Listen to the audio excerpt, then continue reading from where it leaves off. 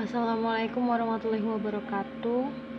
Izinkan saya untuk mempresentasikan PTK saya dengan judul penerapan model Discovery Learning untuk meningkatkan hasil belajar matematika pada siswa kelas 5.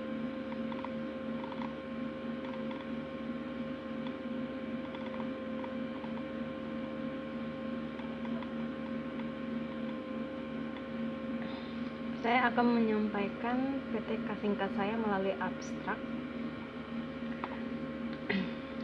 Seperti pada cover, judul PTK ini adalah penerapan model Discovery Learning untuk meningkatkan hasil belajar matematika pada siswa kelas 5 dalam materi perkalian dan pembagian pecahan dengan model pembelajaran Discovery Learning.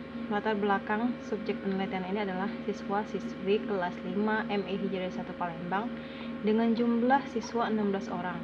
Didapat data nilai rata-rata di bawah KKM. Nilai standar KKM di tempat kami adalah 68. Nah, nilai rata-rata yang didapat siswa itu sebelumnya adalah 49,8 dengan persentase 50,5% pada mata pelajaran matematika, materi perkalian dan pembagian pecahan yang dilihat dari daftar nilai siswa. Hal ini mengartikan bahwa hasil belajar siswa belum maksimal. Nah, adapun tujuan penelitian ini adalah untuk mengetahui bagaimanakah penerapan model Discovery Learning mulai dari perencanaan, pelaksanaan, dan evaluasinya dalam meningkatkan hasil belajar, serta untuk mengetahui dampak setelah model Discovery Learning ini diterapkan dalam meningkatkan hasil belajar matematika siswa kelas 5 MI Hijriah 1 Palembang tahun ajaran 2021-2022. Penelitian ini merupakan penelitian tindakan kelas atau PTK yang dilaksanakan dengan 3 siklus, yaitu siklus 1, siklus 2, dan siklus 3. Pada tiap siklus terdiri dari perencanaan, pelaksanaan, dan evaluasi.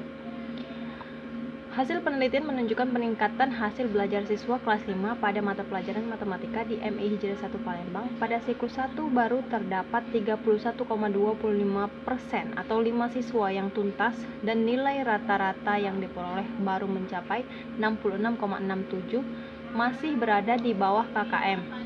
Pada siklus 2, perolehan nilai mengalami sedikit kemajuan, yaitu 50% atau 8 siswa yang tuntas dan 8 siswa yang belum tuntas.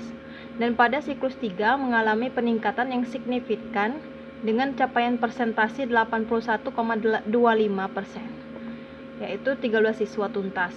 Dan nilai rata-rata di atas KKM yaitu 89,74.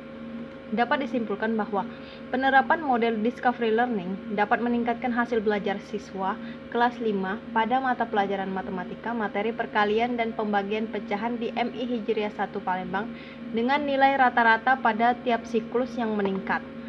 Sehubungan dengan hasil penelitian yang diperoleh, maka peneliti berharap model pembelajaran ini dapat menjadi pedoman empiris dalam menyiapkan berbagai model pembelajaran.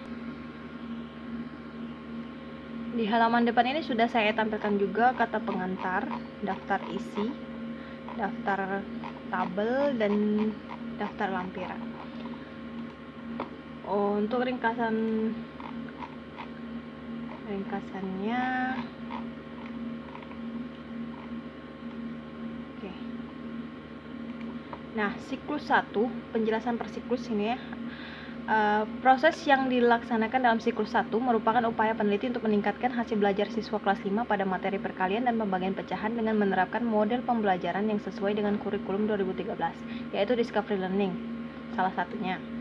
Hal ini didasarkan oleh hasil nilai siswa dari buku daftar nilai yang nilai rata-ratanya masih di bawah KKM dengan persentase hasil capaian yang rendah, yaitu 50,5%. Nah, ini hasil belajar siswa pada siklus 1. Kendalanya adalah banyak siswa yang tidak hadir dengan alasan belum terbiasa bangun pagi, karena memang di masa pandemi ini kan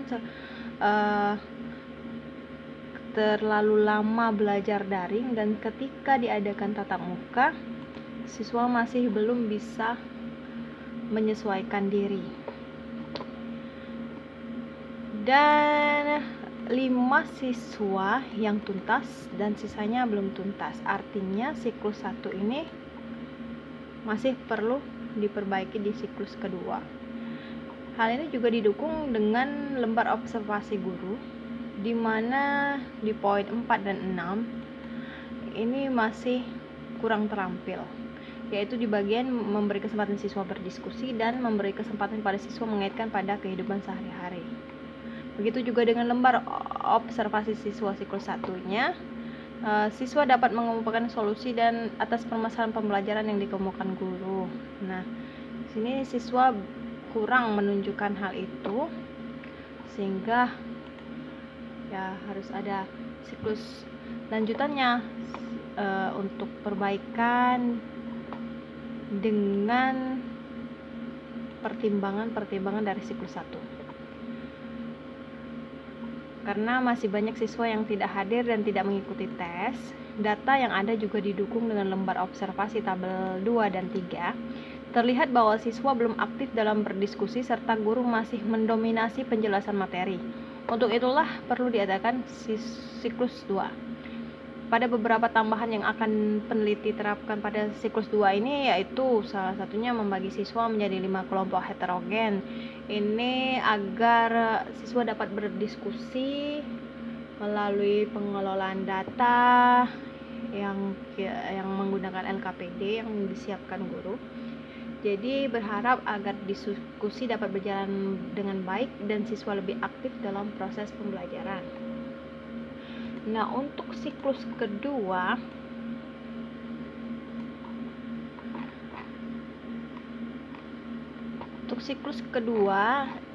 setelah dibentuk kelompok, terlihat bahwa guru telah sangat terampil dalam memberi stimulus, mengajak siswa mengidentifikasi dan seterusnya. Namun pada tahap memberi kesempatan kepada siswa mengaitkan pada kehidupan sehari-hari, guru masih terlihat belum terampil atau hanya dalam kategori cukup terampil saja, sehingga perlu untuk melanjutkan di siklus 3 dengan harapan dapat lebih meningkat lagi. Dan observasi siswa juga masih dalam keadaan kategori cukup. Dan di sini di poin keempat, siswa aktif berdiskusi itu sudah dalam kategori baik. Ini terbukti dari membagi siswa ke dalam kelompok itu memicu siswa untuk aktif berdiskusi. Jadi usaha membuat kelompok itu tidak sia-sia. Nah, ini hasil belajar siswa pada siklus kedua, terlihat hanya 50% saja yang tuntas dan masih 50% lagi belum tuntas. Nah, lanjut ke siklus ketiga. Siklus 3 ini proses usaha peneliti untuk mendapatkan peningkatan hasil yang lebih memuaskan lagi, karena di siklus kedua nilai rata-ratanya itu tidak terlalu jauh dari KKM. KKM kan 68. Nah, ini nilai rata-ratanya didapat 68,75 dan juga persentasenya hanya 50%. Jadi untuk lebih memuaskan lagi peningkatan yang didapat, peneliti merasa sangat perlu untuk melanjutkan ke siklus ketiga. Nah, di siklus ketiga ini yang berbeda dari siklus 1 dan 2 adalah di siklus 1 dan 2 bentuk tes soalnya itu berbentuk pilihan ganda. Nah, di siklus ketiga ini saya mencoba untuk memberikan soal tes yang berbentuk uraian. Nah,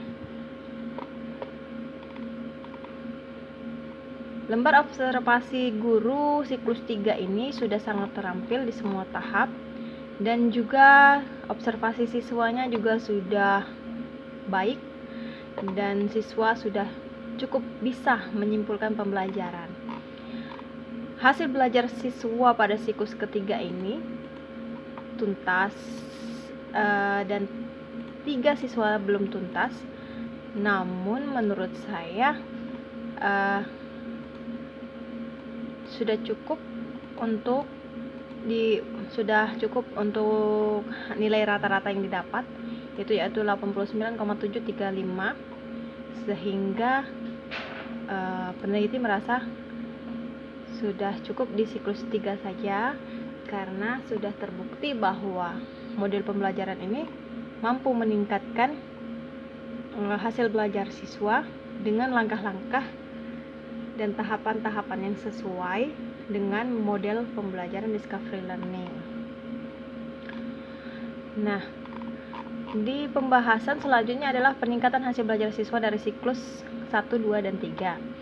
Nah, terlihat di tabel ini, di tiap siklus 1, 2, 3 siswa mengalami peningkatan, dan untuk siswa yang stabil dan juga masih di bawah KKM sampai dengan siklus ketiga itu akan peneliti beri konseling dan juga remedial khusus untuk ketiga siswa agar tujuan pembelajaran itu merata didapatkan oleh siswa. Nah, ini grafiknya. Bisa dilihat di siklus 1 itu yang belum tuntas banyak, dan siklus 2 seimbang, siklus 3 sudah sangat meningkat siswa yang tuntas. Jadi kesimpulannya, model pembelajaran discovery learning ini dapat meningkatkan hasil belajar siswa. Terbukti dari hasil belajar siswa dari siklus 1, 2, dan 3, dan sangat meningkat di siklus ketiga. Nah, saran-saran yang dapat peneliti sampaikan itu adalah diantaranya kepada kepala madrasah hendaknya selalu memberdayakan kompetensi dan keterampilan guru dalam melaksanakan pembelajaran. Kedua, kepada para guru hendaknya meningkatkan lagi kualitas diri masing-masing menggunakan model pembelajaran terbaru yang tepat dan inovatif, juga agar siswa tuh dapat mengaplikasikannya ke dalam kehidupan sehari-harinya. 3, kepada para siswa, saya berharap siswa ini dapat memanfaatkan berbagai sumber belajar, tidak hanya terpaku pada fasilitas yang ada di sekolah saja. 4, karena penelitian ini sangat bermanfaat, maka diharapkan penelitian ini dapat dilakukan secara berkesinambungan dan dalam pembelajaran matematika maupun mata pelajaran lainnya. Terakhir, sebagai manusia biasa, peneliti juga memerlukan kritik dan saran dari para ahli guna untuk perbaikan di masa yang akan datang. Nah, oke, sampai di sini dulu pemaparan PTK saya. Bila ada salah kata dan kekurangan, saya mohon maaf. Kepada Allah saya mohon ampun. Wabillahi taufiq wal hidayah. Wassalamualaikum warahmatullahi wabarakatuh.